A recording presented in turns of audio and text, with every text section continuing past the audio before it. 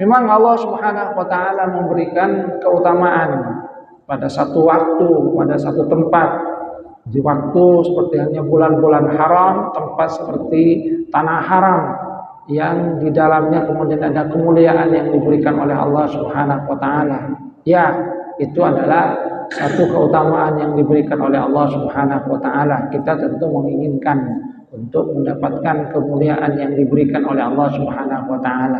Akan tapi sebagaimana yang disyaratkan di dalam hadis Nabi dan juga dipahami oleh sahabat-sahabat Rasulullah sallallahu alaihi wasallam, keutamaan itu juga bisa didapatkan dengan berbagai cara. Di antaranya adalah dengan memberikan banyak manfaat terhadap sesama manusia, termasuk adalah bagaimana keberadaan dari seseorang itu terus berlanjut manfaatnya, bukan hanya pada saat dia itu sedang hidup, masih hidup, akan tapi manfaatnya juga tetap bisa dirasakan walaupun dia itu sudah meninggal dunia. Jadi asas manfaat inilah yang kemudian disyaratkan oleh Rasulullah SAW. Khairun nas anfa'uhum linnas. Manusia yang terbaik adalah yang paling banyak memberikan manfaat kepada orang lain, terhadap sesama manusia, walaupun kemudian juga dia sudah meninggal dunia. Pada saat meninggal dunia, dia kemudian tetap mendapatkan aliran pahala. Maka sesungguhnya yang disyaratkan adalah bagaimana kita bisa menggunakan karunia yang diberikan oleh Allah Subhanahu wa taala agar asas manfaat itu terus berlanjut. Yang mempunyai harta, ya silahkan berikan manfaat kepada orang lain.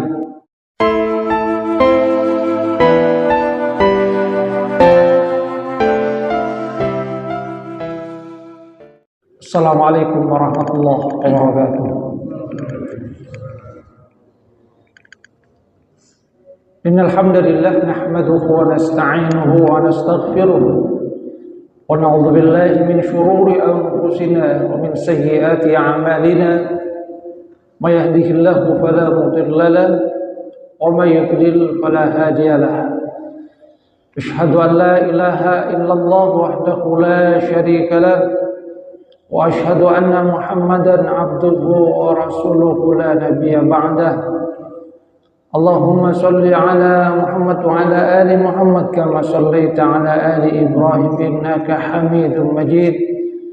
Allahumma barik ala Muhammad wa ala ali Muhammad kama barakta ala ali Ibrahim innaka Hamidum Majid. Rabbi shrah li sadri wa yassir li amri wahlul 'uqdatam min lisani yafqahu qawli, amma ba'du. Hadirin jamaah salat subuh rahimakumullah, alhamdulillah senantiasa kita bersyukur kepada Allah atas segala karunia-Nya yang diberikan kepada kita. Allah Subhanahu wa taala memberikan kita nikmat sehat, bangun di pagi hari dalam keadaan nyaman. Kita bisa beraktivitas di dalam kebaikan, memenuhi panggilan Allah lewat suara muadzin, menghambakan diri kita kepadanya. Hadirin jamaah rahimakumullah, kita lanjutkan kajian di Sirah Nabawiyah.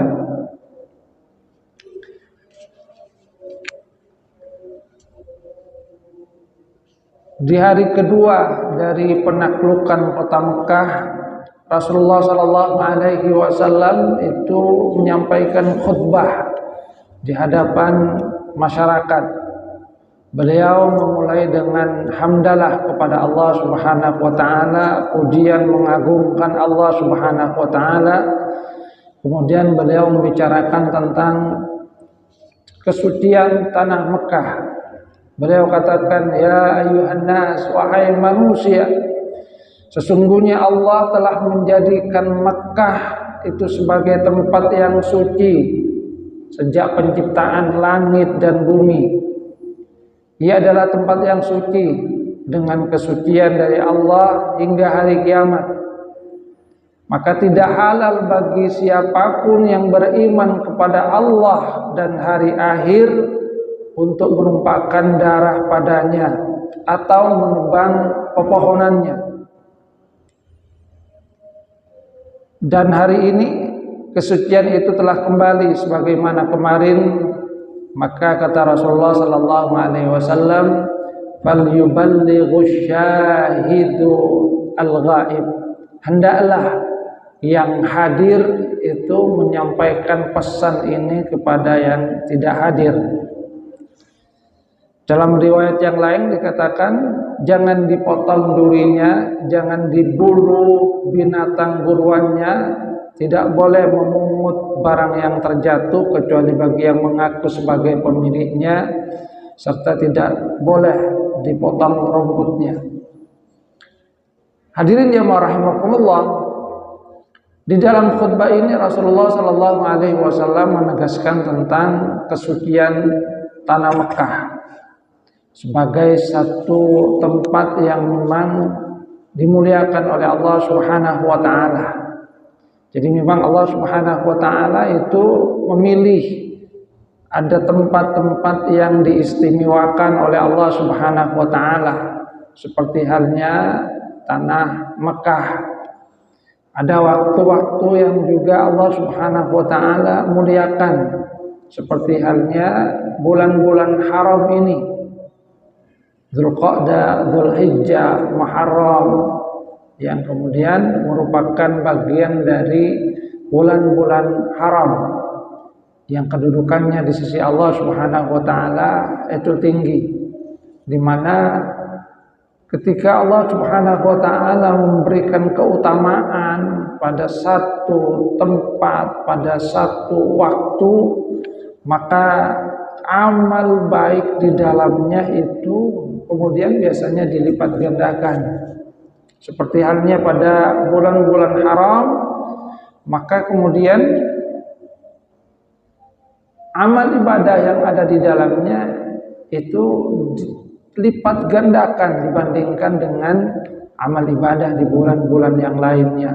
Di tanah haram juga, apa yang kita lakukan di Masjidil Haram misalnya, Rasulullah SAW mengisyaratkan bahwa sholat di Masjidil Haram itu sangat utama, 100.000 daripada sholat di tempat yang lainnya, di masjid yang lainnya, yang mengisyaratkan tentang kemuliaan yang diberikan oleh Allah Subhanahu wa taala kepada satu tempat. Cuma kemudian jangan disalahpahami. Ada orang pergi ke Mekah, kemudian dia mendengar tentang hadis ini, wah, ini saya sudah sholat 100.000 kali dibandingkan dengan tempat yang lain. Waktu pulang kemudian ditanya, itu kenapa kamu tidak sholat? Saya sudah 100.000 ini berapa hari tidak sholat itu sudah ada gantinya 100.000.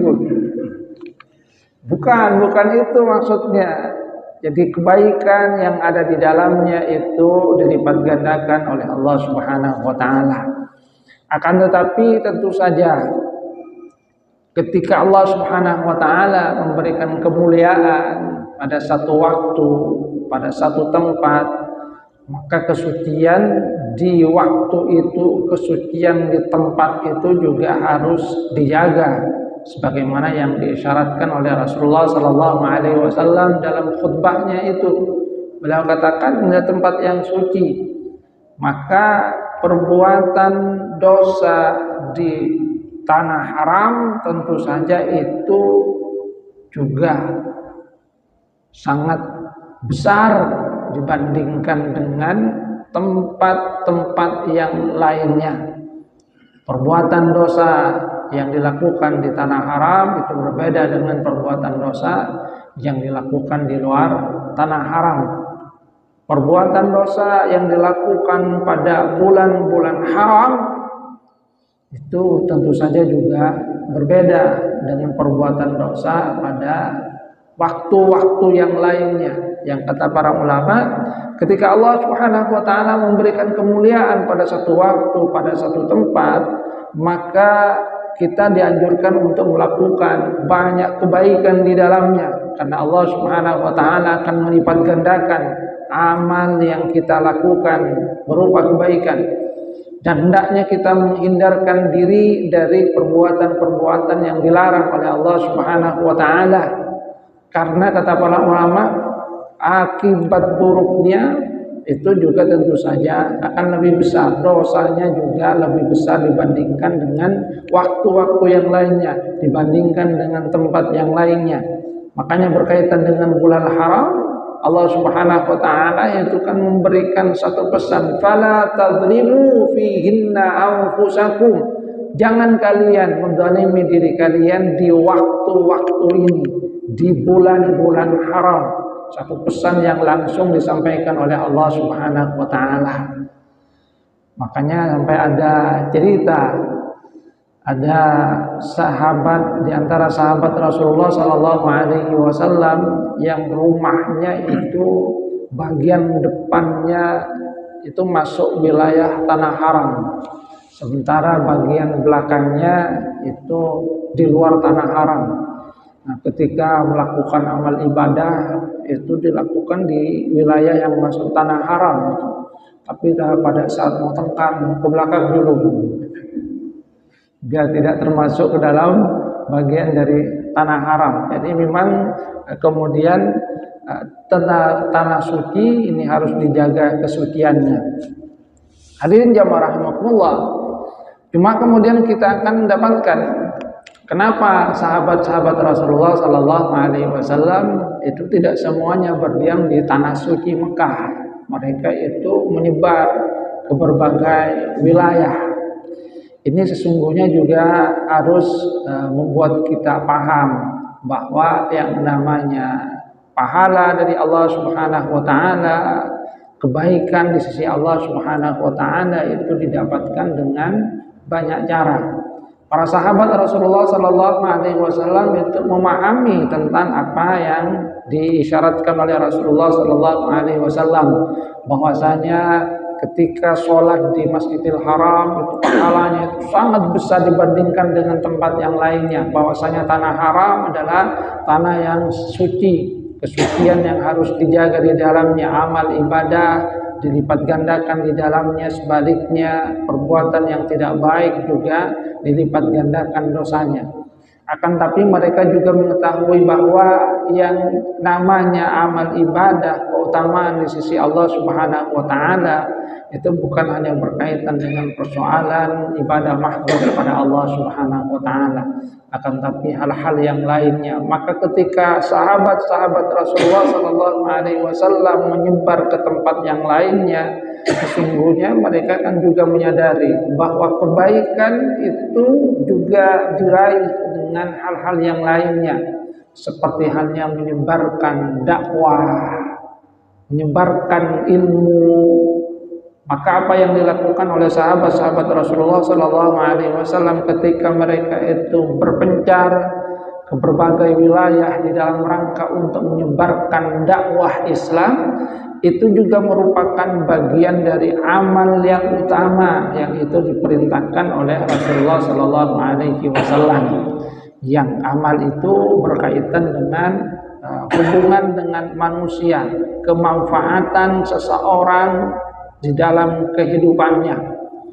Sebab misalnya Rasulullah sallallahu alaihi wasallam itu kan mengisyaratkan bahwa ketika seorang anak Adam meninggal dunia, idza mata ibnu Adam inqata amaluhu illa min thalathin, kecuali dari 3 perkara, maka yang lainnya itu akan putus. Yang pertama adalah sedekah jariyah, sedekah yang terus mengalir, yang kata para ulama itu maknanya adalah wakaf, harta yang diwakafkan yang masih bisa dimanfaatkan oleh manusia yang lainnya, walaupun dia meninggal dunia pahalanya akan tetap mengalir kepada dirinya. Kemudian yang kedua adalah ilmun yuntafa'u bih, ilmu yang diambil manfaatnya.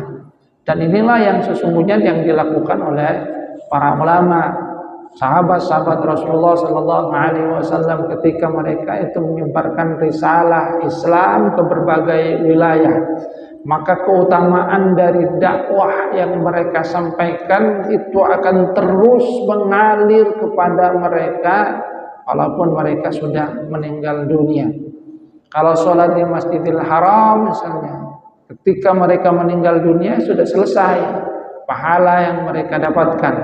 Akan tapi ketika mereka itu menyebarkan risalah ke berbagai wilayah, maka apa yang mereka sampaikan itu akan terus berlanjut dari satu orang menyampaikan kepada yang lainnya menyampaikan.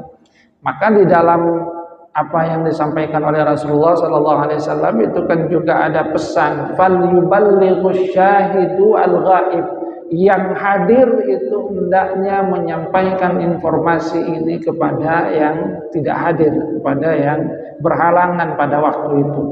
Ini untuk mengisyaratkan bahwa informasi berupa ilmu yang disampaikan oleh Rasulullah SAW itu hendaknya jangan berhenti kepada orang-orang yang hadir di tengah itu. Yang di dalam riwayat dikatakan itu bahwa balighu anni walau ayat, sampaikan apa yang datang dariku walaupun satu ayat, walaupun satu informasi, karena informasi yang terus berlanjut disampaikan dari satu orang kepada yang lainnya itu akan menjadi satu informasi yang berguna. Artinya memang Allah Subhanahu wa taala memberikan keutamaan pada satu waktu, pada satu tempat. Di waktu seperti hanya bulan-bulan haram, tempat seperti tanah haram yang di dalamnya kemudian ada kemuliaan yang diberikan oleh Allah Subhanahu wa taala. Ya, itu adalah satu keutamaan yang diberikan oleh Allah Subhanahu wa taala. Kita tentu menginginkan untuk mendapatkan kemuliaan yang diberikan oleh Allah Subhanahu wa taala. Akan tapi sebagaimana yang disyaratkan di dalam hadis Nabi dan juga dipahami oleh sahabat-sahabat Rasulullah sallallahu alaihi wasallam, keutamaan itu juga bisa didapatkan dengan berbagai cara. Di antaranya adalah dengan memberikan banyak manfaat terhadap sesama manusia, termasuk adalah bagaimana keberadaan dari seseorang itu terus berlanjut manfaatnya, bukan hanya pada saat dia itu sedang hidup, masih hidup, akan tapi manfaatnya juga tetap bisa dirasakan walaupun dia itu sudah meninggal dunia. Jadi asas manfaat inilah yang kemudian disyaratkan oleh Rasulullah SAW. Khairun nas anfa'uhum linnas. Manusia yang terbaik adalah yang paling banyak memberikan manfaat kepada orang lain, terhadap sesama manusia, baik pada saat dia meninggal dunia walaupun kemudian juga dia sudah meninggal dunia. Pada saat meninggal dunia dia kemudian tetap mendapatkan aliran pahala. Maka sesungguhnya yang disyaratkan adalah bagaimana kita bisa menggunakan karunia yang diberikan oleh Allah Subhanahu wa taala agar asas manfaat itu terus berlanjut. Yang mempunyai harta, ya silahkan berikan manfaat kepada orang lain. Yang kalau kemudian bisa, ya asas manfaatnya itu tidak hanya berhenti pada saat dia masih hidup, tapi juga terus berlanjut pada saat dia sudah meninggal dunia. Ya misalnya seperti yang dikatakan tadi, lewat wakaf ataupun lewat hal yang lainnya, ketika dia memberikan misalnya bantuan kepada orang yang menuntut ilmu, membiayai seorang yang menuntut ilmu, maka sesungguhnya apa yang dia lakukan pada saat dia memberikan beasiswa, bantuan kepada orang yang menuntut ilmu, saat dia meninggal dunia, orang yang dia bantu ternyata ilmunya itu juga tetap bermanfaat, tentu saja dia akan mendapatkan asas manfaat dari apa yang dia lakukan berupa kebaikan yang dia lakukan. Hadirin jamaah rahimakumullah, artinya ada banyak jalan untuk mendapatkan ridho dari Allah Subhanahu wa taala. Dan Rasulullah SAW mengisyaratkan bahwa kebaikan yang kita lakukan itu hendaknya jangan berhenti dengan berakhirnya waktu di dunia berupa kehidupan, akan tapi hendaknya tetap berlanjut walaupun kita sudah meninggal dunia dengan melakukan amal-amal yang kita harapkan pahalanya akan terus sampai kepada kita ketika kita banyak memberikan manfaat terhadap sesama manusia. Semakin besar berlanjut manfaat yang kita berikan, maka disitulah juga keutamaan akan didapatkan oleh seseorang. Makanya Rasulullah SAW itu kan mengisyaratkan amalan-amalan yang berkaitan dengan asas manfaat ini, yang di dalam riwayat yang lain misalnya membangun sumur yang airnya terus diambil oleh orang lain, jalan yang kemudian terus dijalani oleh orang lain, itu bagian dari satu kebaikan yang asas manfaatnya terus berlanjut kepada orang lain. Keutamaannya akan juga terus didapatkan walaupun sudah menghadap Allah Subhanahu wa taala. Selama masih ada kehidupan di dunia ini, maka masih terbuka kemungkinan untuk mendapatkan pahala dari Allah Subhanahu wa taala. Mudah-mudahan kita semua menjadi bagian dari orang-orang yang bisa memberikan manfaat yang sebesar-besarnya terhadap sesama manusia dengan karunia yang diberikan oleh Allah Subhanahu wa taala kepada kita. Kurang lebihnya mohon maaf. Wabillahi taufiq wal hidayah wa ridha wal inayah. Assalamualaikum warahmatullahi wabarakatuh.